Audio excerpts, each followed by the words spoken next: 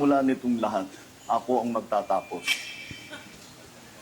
Siya nag-umpisa at sinasabi na siya magtatapos. Hindi po.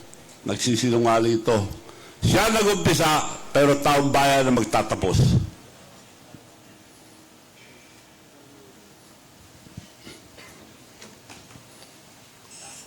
Sinungaling si Bongbong Marcos, siya nag-umpisa pero taong bayan ang magtatapos. Sa susunod na video, dito mag-uumpisa ang problema ni Bongbong Marcos.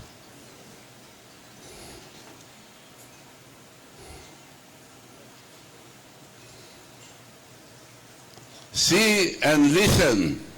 Si former President Duterte ang unang nakapansin sa katiwalian sa mga GAA, General Appropriation Act. Okay. Next.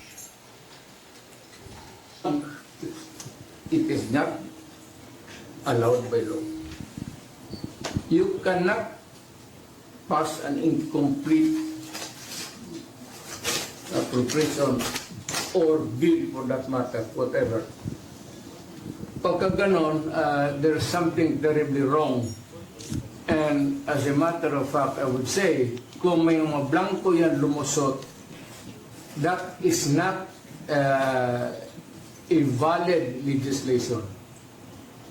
Kung nasa batas na yan, lumabas na yan ng blanco-blanco, either it could be filled up before or after sa Congress, pagka ganon, what must be submitted is the true and correct figure coming out as prepared by the budget submitted to Congress for appropriation. Pagkaputol-putol yan o may kulang, that is not a valid budget. It's not only inaccurate, but I think the budget is in totality invalid. Hindi na pwede mag-blanco-blanco dyan sa pera ng tao. So, kailangan nakatawa at itanggi ni Bongbong Marcos ang aligasyon ni former President. Let me tell you, as President, I am going to give you a... Kailangan nakatawa at itanggi ni Bongbong Marcos ang aligasyon ni former President Duterte para palabasin ni Bongbong Marcos na baliwala ang sinabi ni Duterte. Run for your money. Just last month, I had to read 4,057. Tama na. Take note, he read 4,057 pages. So alam niya yung GAA 2025 ang laman na nandun nakasaksak yung 100 billion na para sa kanya. Makikita niyo mamaya. Federal Appropriations Act for 2025. Because I reviewed it, analyzed it, and yes, in parts, vetoed it.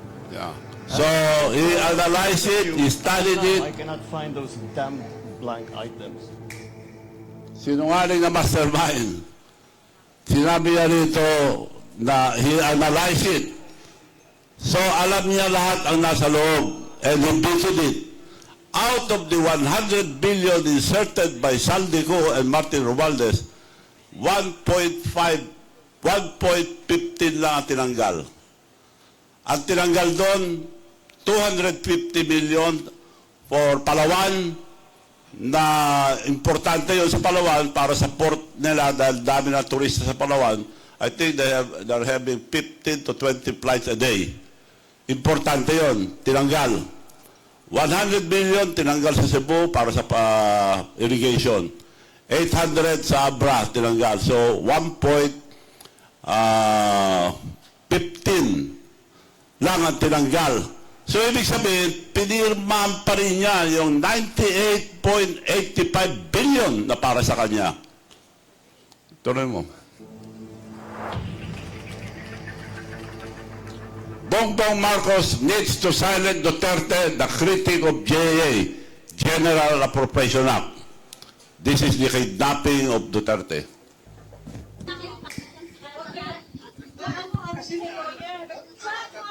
Lawyer. Huwag mo hawakan ni lawyer. Huwag mo hawakan. Huwag mo hawakan yung nanay ko! Tanungin ko kayo, anong kasalanan ko? Patanong nga. Kayo, nandito kang kailan. Dito, tanungin kita, anong kasalanan ko? No warrant of arrest. The warrant of arrest were issued later, after the arrest. Ako na yung anak ko! Hihilahin mo yan. Hihilahin mo yan. Kung maniwala ka, hihilahin mo yan. Pero hihilahin. Sir, bakit na You have to kill me.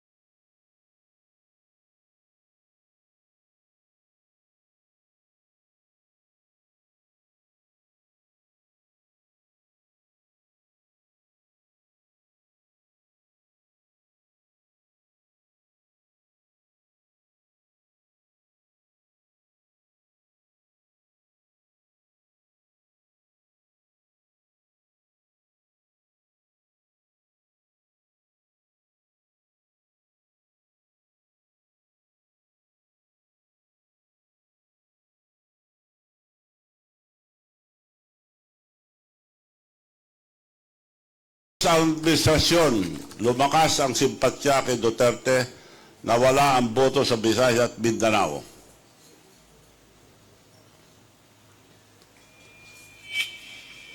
Natalo ang senatorial slate ang administrasyon, panalo ang senatorial slate ang oposisyon. Bumagsak ang rating ni Bongbong Marcos, kaya kailangan umarkila ng PR man para baliktarin ang sitwasyon. Mr. President, kayo po ba sa puso ninyo, gusto niyo bang makipagkasundo pa sa mga Duterte? Oo. Ako, ayoko ng gulo. Gusto ko makasundo sa lahat ng tao. Mas maganda, wala na. Marami na akong kaaway. Hindi ko kailangan ng kaaway. Kailangan ko kaibigan. So, tuloy-tuloy pa rin ang character build-up. Tuloy-tuloy ang scripted na interview para character build-up ang actor president.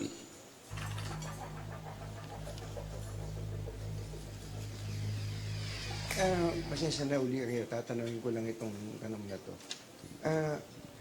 Masyado raw kasi kayong mabait. One, 4 na beses sasabihin ng babait. Ibang ahensya ng gobyerno, Bongbong Marcos. sangay ng gobyerno. Kasi daw po, mabait nga po. 2, Tignan natin kung ano maging resulta nitong performance. Ang bait niyo, sir. 3, Ang bait niyo talaga.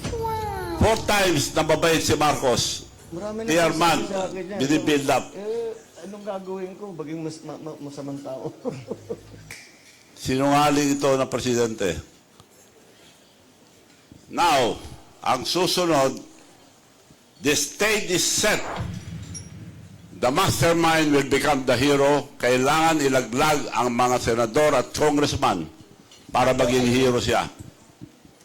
Iniwala na garapan ang katiwalian sa pamahalaan sa ilalim ni Pangulong Bongbong Marcos ngayon. Kaya, si Pangulong Bongbong Marcos should act immediately. Ngayon na. Dapat magsalita si Pangulong Bongbong Marcos tungkol sa mga porsyento ng mga congressman pati ng mga senador sa mga government projects. Kung meron man pong dapat na umaksyon dito, dapat si Pangulong Bongbong Marcos.